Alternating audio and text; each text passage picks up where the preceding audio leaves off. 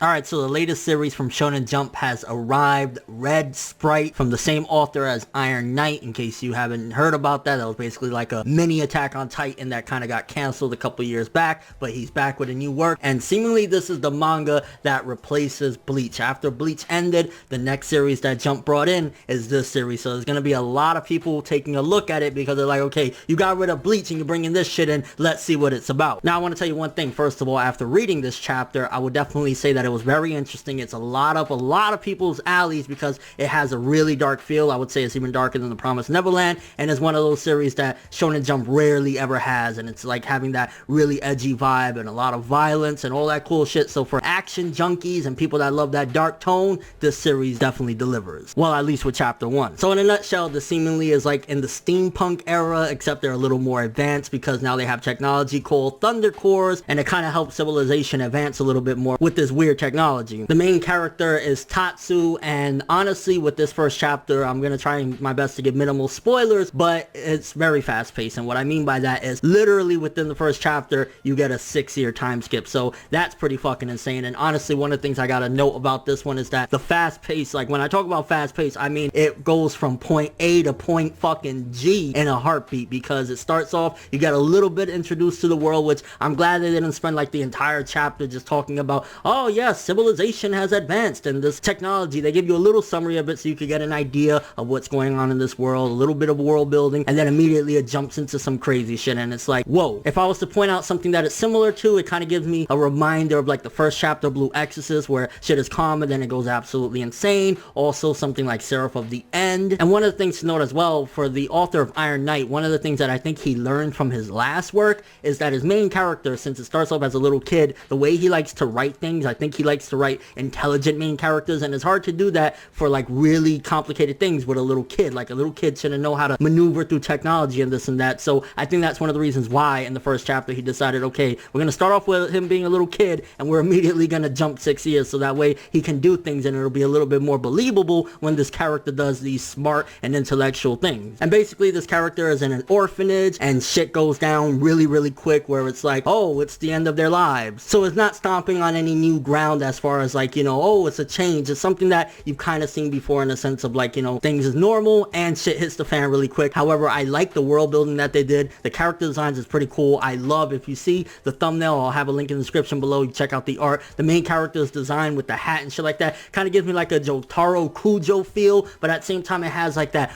olden steampunk era where people had the suspenders and the button down white shirts and shit like that. So I like the character design of at least the main character. And then you have the Professor Durant, and he's kind of like a fatherly figure to the orphans, which I noticed that a lot of manga lately, they're adding in orphans. What's up with that? Promised Neverland, Iron-Blooded Orphans. There's a lot of series that they're throwing in orphans. I get that it's a really tragic feel and immediately gives you a dark vibe because, you know, they go through a lot of shit being orphans, but what's up with that? And then another notable character introduced in this manga as well is Mono, or Mono. He was introduced kind of, I think, 4 days before this manga starts. He came into the classroom and he's kind of like new and very shy, but immediately the main character tries to say, hey, buck up, Bart, get into it. And I guess if you kind of like some tragic shit happening, kind of like a Dead Man Wonderland type of chapter 1, then you will get into this as well, because shit goes down. And again, I'm trying to give really minimal spoilers because I want you to check it out and be the judge of it yourself. Again, this is the manga that Jump took Bleach out and put in its place, so it's going to be interesting to see the reception and see if it could go far, because Iron Knight was a canceled manga. Hopefully this one goes a long way, because Iron Knight had potential, and based on chapter 1, I would definitely say this has a lot of potential. Again, with Promised Neverland, it was like, yo, Jump is embarking on some dark shit, and then with this one, it's embarking on even more dark shit, and I would like to see Jump get a little bit more edgier and kind of stomp into grounds that they haven't done in a while, where it's like, it's not just a goofy thing with a magical adventure. This could be something, you know, dark. Also, with the powers that they have in this series, the Thunder Core is kind of connecting to the technology. It's kind of interesting as well, that it's not just, hey, they have superpowers. It kind of goes along with the world building itself and kind of how it can help the world and benefit it. So yeah, honestly, I'm really excited about this. If I would say, comparing this to chapter 1 of The Promised Neverland, I would say that I actually enjoyed this chapter 1 a bit more. I like the way it was done. I like the world building. I like the setup, and it was a lot more crazier in that sense. Hopefully he could keep up the consistency, and hopefully Jump doesn't can this one, because it looks like it has some good potential. potential, and based on Iron Knight, I know this mangaka has some really good ideas and can really do some cool shit. They just need to give him time. But let me know what you guys think. If you haven't checked out this chapter, I definitely recommend at least check this one out. It's chapter 1, Red Sprite. And let me know if you've been a Bleach fan and you were reading the manga up until this point. If you're checking this out, how do you think it stacks up at the very least from what you get from Bleach, you know, the feels and shit like that, and kind of the environment and the fights? Obviously, you can't compare 686 chapters, but more or less the vibe. Do you feel as though this could potentially be a good replacement for you reading Bleach, or it's kind of like alright? What is your thoughts on that? And do you think it'll survive Shonen Jump's monstrosity of a ranking system? Do you think that it'll be able to go on and become something they're going to give it time to prosper, or it's not going to go far? And just your overall thoughts of this. Again, I definitely recommend checking it out, at least chapter 1, because I don't know if it'll go downhill from there, but it does have some great potential. And again, comparing it to The Promised Neverland, I'd say chapter 1 of this one is far more interesting and exciting. And it got that tragedy, bro, and you know I love some tragedy. But thanks for watching. Hope you enjoyed. If you liked anything I had to say or enjoyed the video, drop me a like. I'd greatly appreciate it. And if you want more from me, make sure to subscribe, follow me on Twitter, Instagram, and stalk my Facebook to get more when the video ends. I'm ForneverWorld, and as always, people,